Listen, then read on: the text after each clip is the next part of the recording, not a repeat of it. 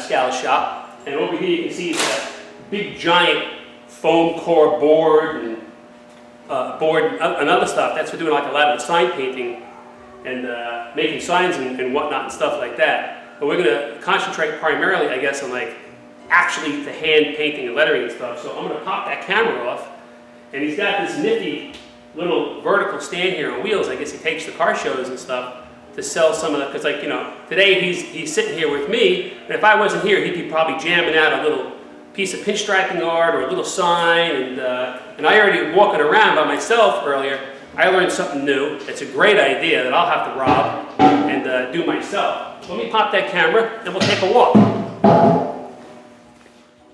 He's got this crazy little rack here, and I'll go up and down once, and then I'll zoom in on some of the stuff. And he's got little toe tags with prices on it. And this is Scal. This is stuff that's been around for a while and you're just kind of blowing it out. Yeah, inventory reduction sale. And look at that. It's fantastic.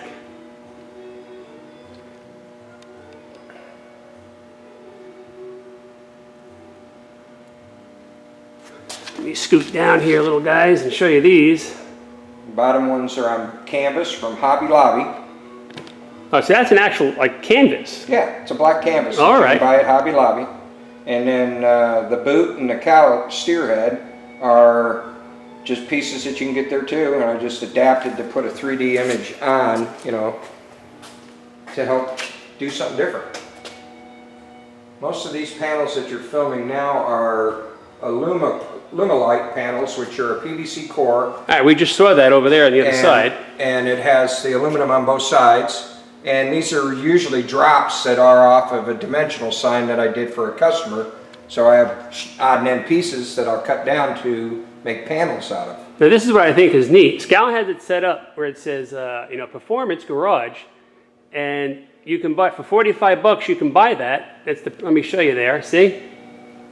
And add a name. So you could have it say Scal's Performance and Garage, or Fritz's, or Joey's, or Chop Shop. It could say Scal's, or John's, or Jimmy's Chop Shop, Hot Rod. So that's pretty cool, because you can set that up for 45 bucks, and somebody comes up and they want that, and their name is Antoine or something. You Paint just it right on. You ask them how to spell Antoine first, and then you and there you go. And right. It's 50 bucks, man. And there, you know, a lot of them say, here's one that says Bike Shop. I like the lettering on that bad boy. Here's some stuff over here. But I love that you can just take this. If you go vertical like New York City, you got more space.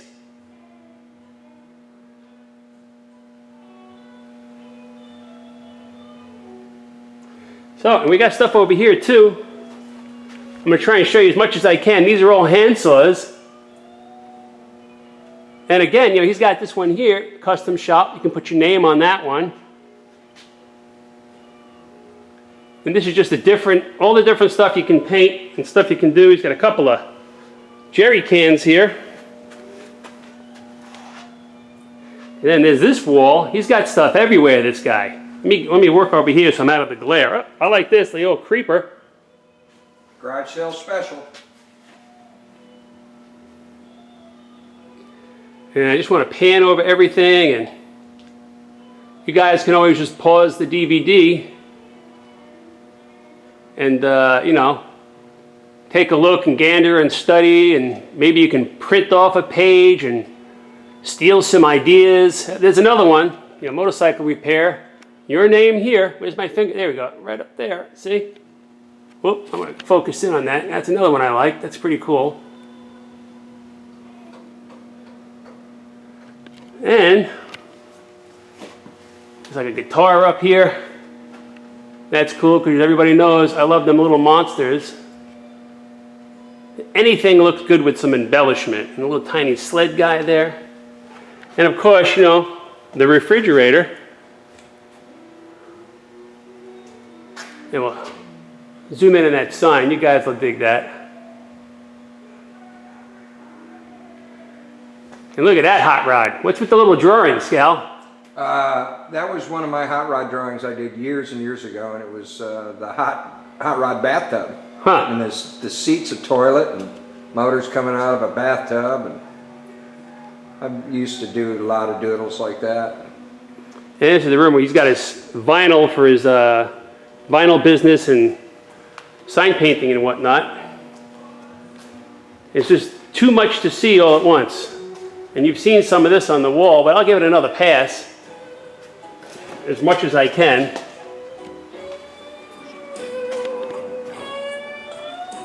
And you made this sign too, the anger management? No, that was made by Nick Hartzell. Oh, okay, that's pretty nice, man. I like that. Yeah. A lot of these panels came from either different jams or pieces of artwork that I bought at different shows.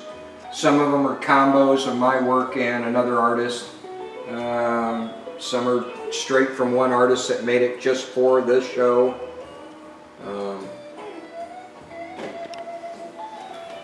Oh, here's something you're working on here, it looks like. Yeah. How did the toilet seat thing start? I don't know how it started, but that's a donation piece to a charity.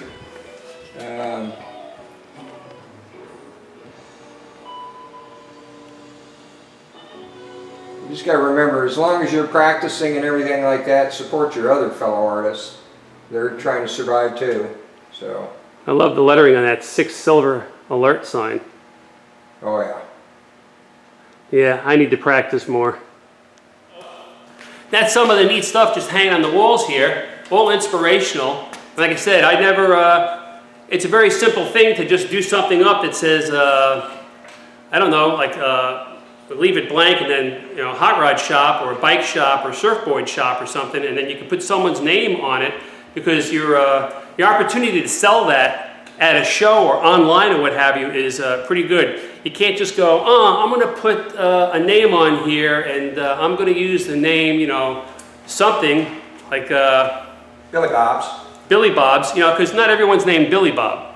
So it might be funny to somebody else, or maybe maybe there really is a guy named Billy Bob, but you kind of narrow your sale down to nil, where if you leave it blank, then you can put anyone's name on there and sell it to anybody that might want it. So definitely a good idea. Very simple thing. Like I say, some guy standing over the back saying you should do that backwards is a great idea. You just didn't think of it because you're inside this bubble of what you do, and somebody from the outside looking in might have a great suggestion. And looking at other people's work, other people's art and everything, you're going to glean an idea or a little something, like Scal had said, a little, you know, a little tiny, the way they pull the line this way, and you're like, ah, what a great idea, that'll look good if I do it this way. So you never know. So what we'll do now is, Scal's going to show us how he handles the brush and how he does some things, and I'll zoom in on his work, and we'll talk while he does that, and let's see what we can learn today. All right, Scal's going to show us how he does what he does, and he's going to introduce us to some of his paint, some of his tools. A lot of this will get answered in the 20 question bit later on, but I'll walk around here, I'll get behind the camera, and we'll let Scal do what he does, right? Yep, sounds good. All right, what are you going to do for us, Mr. Scal? Okay, basically I want to start out with, no matter who you listen to, you're going to get an opinion of one way or another of start this way, start that way, and I'm not going to direct you in any one way or another. I recommend that you, whatever's easiest for you to get something, may it be online, may it be through this guy's kit, whatever you want to start with, feel free. Economics might be part of the deal. Get the best deal you can out there. Sooner or later, after practicing a while, you might feel more comfortable using this piece, that piece, whatever. What do you think would be a good starter? Exactly. A good starter. And what's the most low buck? Get into it right away. I would recommend going, you know, either if you have the ability to go direct or online, Mac Brush Company. I started learning with the 20 series, which is the green wrapped stripe brush. Okay? And these back in the day were called touch-up brushes that you got at the body shops and paint supply stores. To this day, I still use them. These 4 brushes that I got out here are 25 years old, if not older, and wow. I can still use them today. I guess that's because you oil your brushes. Because I take care of them. I don't take care of my brushes. Okay. The next option, which is a good option, and I would recommend starting with, is the 10 series, which is the blue wrap from Mac. A great brush. Really do not have to do anything to it to start practicing. Okay? This is them. And what he means by the blue wrap is the what would be the ferrule, I guess. And that's what holds the bristles to the handle. Yep. Okay, and these are all swords that I'm showing you. And then that would be a good starter. Probably recommend starting with an O or a double O, which is the size of the brush, which is 00012. The higher the number, the fatter the brush is getting. When you put it down, the wider your stripe will be. All right, I'm going to bring the camera over because seeing as how Scal has everything laid out nice, I want to show you exactly what he's talking about. So I'll work the camera and Scal will point and go ahead and show us the brushes. This is a knot, a 0, 1, a 00012. Now they go down to 4/0 and everything else. Okay, so I would recommend for a beginner probably start with a 10 series, which is the blue wrap. And that's these over here, you said. Right. If not, if you can get a green wrap and you start getting proficient with it, when you go up to the other brushes, you'll even get better. I think every body shop supply has the green wrap brushes. Correct. They're considered a touch-up brush. Right. But yet, you can still do great line work with them. That's what I kind of grabbed those when I was playing around with it before I met Gary the Brush. Right. Okay, then you can buy, a lot of guys have brushes out there, and I'm not going to swing you one way or another, but a King 13, Bondegos, Caffa's got a brush. A lot of guys got brushes. Nothing against them, good quality brushes, just a little more price. And to start out with, I'd recommend the green or the blues to start. Then for a paint, I would either recommend using a Ronin or a one-shot, okay? Okay. And then to thin, which I don't use mineral spirits, but for a beginner, that'd probably be the best bet. If not, I would recommend using naphtha, which are all available at hardware. Oh, wrong one. So, my bad. You can either get a mineral spirits or a naphtha for your thinning. This one will flash quicker, make your paint dry quicker. Mineral spirits I use for mostly cleaning up. Okay. Okay? So you start with those basics. The blue or the greens, this brand or this brand, your thinners, your basic necessities. Then I would highly recommend it somebody that seriously wants to practice and you don't have a bunch of material to work with. You go to the junkyard and get yourself a piece of flat glass out of the side of a caravan, a station wagon, a van. With house glass? No, not house glass. No? I'd recommend safety glass out of a junkyard because if it breaks, it's a lot easier to clean up. Just sweep that up. Right. Where a window out of a house, you could get seriously hurt with it. Right. And if you're working with stuff, and you can actually bang a windshield pretty good or a side window pretty good before it breaks. Okay? So you practice your striping, be it doing straight lines through this guy recommends this or doing this through this. Whatever, practice, let it dry, scrape it off a razor blade, do it again, and do it again, and do it again and again and again, until you're starting to feel comfortable with your lines and your control and how to palette. Then you start doing objects, and you're going to keep this object, or you're going to wipe that object down, or you're going to give it away. Like a $10 mailbox from the home improvement store. Correct. But until you get to that point, why waste material or repaint it over and over when you can just scrape your practice off the glass? You got to practice to get confident enough to go practice. Right. And in that process, you're learning your paletting, you're learning all this stuff while you're practicing temperature and all this. All right, so what are we going to work on here today? Well, we can work on numerous different things to show you. But another example I wanted to start with before we start working on a panel or doing anything like that is, some guys recommend that you start with a grid. Okay. Okay, and that's just straight lines. I covered that with Gary the Brush. Okay, then you know that's it. I'm going to give you one other option. I didn't know there was one. Oh, there's numerous options, actually. You will need one more tool and one more object. which are available online. You can get this through Mac Brush Company or anything. And usually at a Hobby Lobby might even carry this. This is a pounce wheel. It has little tips on that wheel. Okay, let me move this because I'm not getting focused on it. Okay. There you go. You guys can see the... Okay. It looks like a tiny spur for a tiny little cowboy. Right. You guys see that? That's what it is, basically. There you go. And I guess you roll this like a pizza cutter. Correct.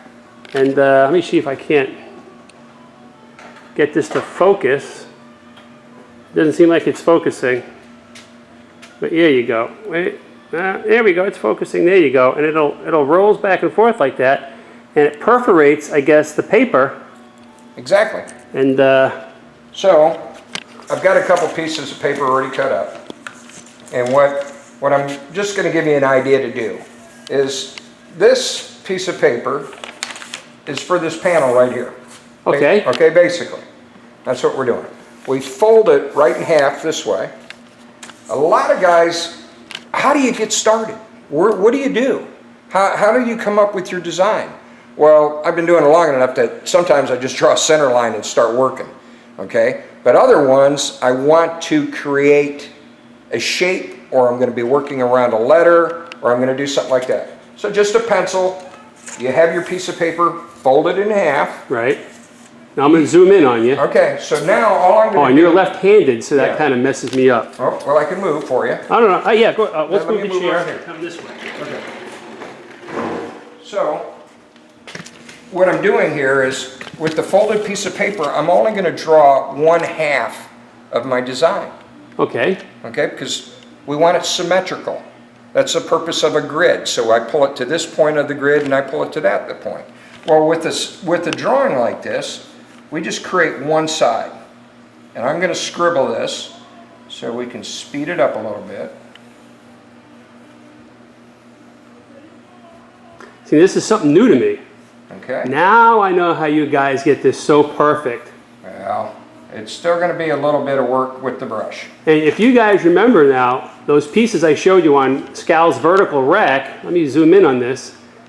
That's how he got it. I'm like, wow. Yeah. Now I use this on some pieces. I don't use it on all, but this is one way for a beginner to start getting symmetrical. But now it's like, how'd you come up with the idea, I guess so many years of doing it, to come up with the half design? Right. Well, you just start flowing, and you got to remember, one color works all the way to multiple colors work.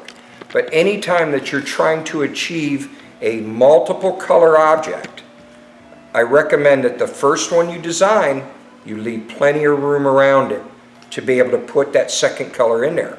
Because if you make your first color really tight, there's nowhere to add the second color. So, but for argument's sake, if you get that design like you just did laid out, the practicing part would be to pounce pattern that and pinstripe it and let it be as is. Right. And then move on from there. Yeah, and then go from there and see this. Then you're going to be able to start, being left-handed or right, pulling one way or another. Now on a left-hander, he might be able to pull, or she be able to pull this side better than she pulls this side.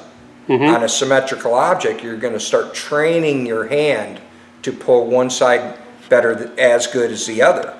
Okay, same with a right-hander. He's going to be able to pull this side better than he's going to be able to pull this side. So that pounce wheel that you have, would that work on like a granite countertop, or you have to do it on a piece of cardboard? You have to use a piece of cardboard, and okay. I will grab a piece right there, any one of those behind you. That'll work. Okay, any kind of cardboard, and for this purposes, usually I have it cut apart and it's flat. So we just take our wheel, and you're just going to follow your pencil line, and you just press hard enough to go through. Right, move your right hand out. There you go. Okay. You're going to push hard enough to go through the paper into the cardboard. All right, so, I mean, is that the proper way to hold that pounce wheel, or could you hold it the other way? I recommend holding it this way, because if you hold it up like this, she'll want to rotate on you too much. All right, let me see. Do that again. This is the proper way. Okay. If you hold it like this, she'll want to flop on you a little too much. So you hold it closest way down to the paper, and you just push. I can hear it. Yeah, it's going right into the cardboard. So you want to try to get the flow of the pounce going like you would do for your brush. So you feel the rotation. So you're kind of pinstriping with the little spur. Exactly. That's all you're doing. Okay, so. I'm so going to try this when I go home.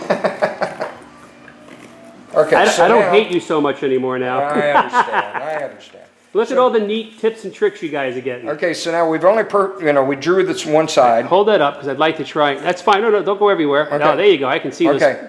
And then, so we drew it, then we pounced it. Now, You guys can see those little once you open dots. it up like this, both sides are the same. All right, let me get to the top, and I want to just kind of go down so everybody at home can see there. And that's pretty, because you can see on the one side here, gang, that, where's my finger? There it is. So that Scal has where he drew with the pencil, and then the pounce mark, because it went through both sides. That's pretty interesting. Right. So the next thing to do, and I recommend to do it, is take a light piece of sandpaper and you scuff off the tips of your pounce. Oh, like the high spots. The high spots. And the reason that is that you might not have perforated all the way through. Right. By just scuffing this with a piece of paper. Then the inside one with a piece of paper. You pretty much opened up the pores of your pounce. Okay. So, just to do the example, you can buy a pounce bag or a pounce block online. Numerous suppliers carry it. Or you can make your own out of a shop rag. Let me see that. See, I used, when I first found out about doing the pounce, I used an old cheesecloth or a tack rag. Correct. And but it's kind of loose and gets it everywhere. Right. But that looks like a. This is a little tighter. So if you tap that, yeah, it's a little bit of dust. you'll see the dust come. Let me zoom in to show you. Okay. Yeah, I can see it. I was trying to. Okay. What's that? Blue? Yeah, blue. What kind of dust is It's that? chalk dust. Oh, it's chalk dust. What, did you grind up chalk yourself? No, go to the hardware store, buy chalk line dust. Oh, You for can those get things like the chalk lines. carpenters and stuff use. Yeah, exactly. Oh, I never even thought of that. And it comes in refillable tubes, so when this gets thin, It's only come in one color? no, it comes in blue, white, red, orange. Really? So Oh, you yeah. could use it like, I guess blue would be good, but white for a black car and black for, or Exactly. blue for. So I have a blue bag, a white bag, and a black bag. Wow, that's, Okay. I never knew that. Or you can have a pounce bag. It's actually a pad. Take the plug out, you put your Well, let powder. me see it. All right, you're moving around. So, oh, okay, yeah. Let me see the other side. And you fill it with the chalk dust. Correct. And this, Wow. And this will sit in your box, so it's not throwing dust everywhere around. All right, let me do this. So I can get a, see, I come out from behind the camera because you see, every time I do this, and I know Scal a long time now, this is the first time we really got to hang out, to be honest with you.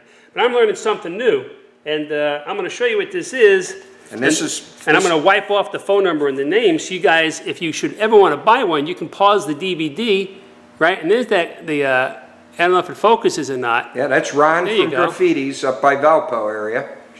And you take it out a little jammy, like it's secret treasure. And it's got, see the dust coming off of that? That's it. I never knew. I've seen guys take that little thing with the handle on it, they pull that string out and they go twing when they do sheetrock and stuff, but I never knew you could buy that dust. I thought you had to buy it and crunch it up yourself like No. school board chalk or something. Now, I another- learned something new. Now, the other products that you can use is, I've been in a pinch and ran out of white, so we use baby powder. I use talcum powder, baby powder. Correct. I never knew And then... that I could buy chalk. Yeah, and then you can buy regular chalk, crush it up yourself, numerous different color options, or charcoal and crush it up. Like charcoal briquettes? Like charcoal sticks that you draw with. Oh, like crayons or charcoal but that's art store. That's a pretty expensive way to do it.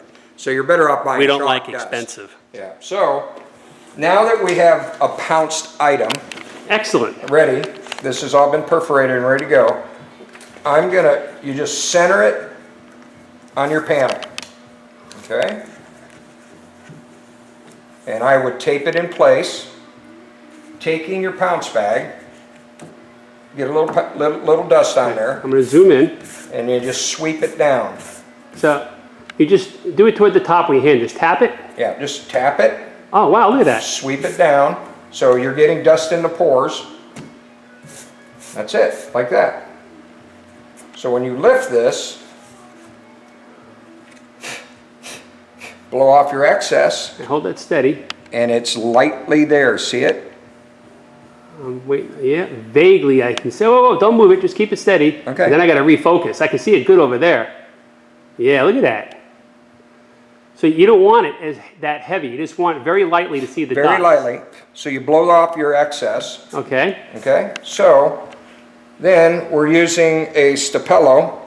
Now some people use Omnichromes, China markers, whatever it may be. It's called Stapello? It's a Stabilo I always say brand. Stabilo. Well, Stabilo, Stapello. Tomato, tomato. Tomato. Okay. They call me Scal. Next week I might be Bob. All right. Okay. So now that we have our pattern lightly on there. And I would guess that you don't want to pinstripe right over that because it'll No, make your, like, look like there's dirt in your paint. You'll be missing spots. So I lightly go back with the Stapello and try to draw it as close as I can to my pattern. But if I don't like something that's on the pounce, I can change it. Now is the time you change it with your light drawing. Ah, I see. Is basically you're training your hand in a movement. Okay. So you could possibly, when you get practiced, just freehand this stuff later. Yeah. So you're looking at shapes. You're getting your hand trained to which way you want to move. Now this area right here, I didn't spend any time in the pencil design. No. But this looks kind of blah right there to me.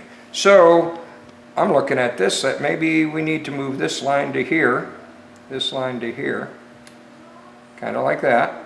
Now remember, when you're painting, you can change it into paint mode too. So we'll do a crossover there, come up here. You're like the Bob Ross of pinstriping. Oh yeah. Put a little bit of this there, put a little bit of this. As long as you're having fun and you're happy about it, that's all that matters. Okay, so did a little bit of lick there. The other thing is, once you have this pattern made, guess what? You painted this panel, I want to do it again.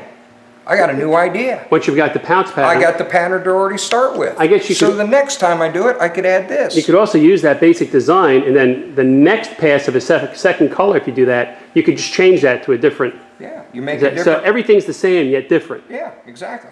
You could use this same design, 14, 100, it don't matter. Okay, so we got this all scribbled out. Once it's scribbled out.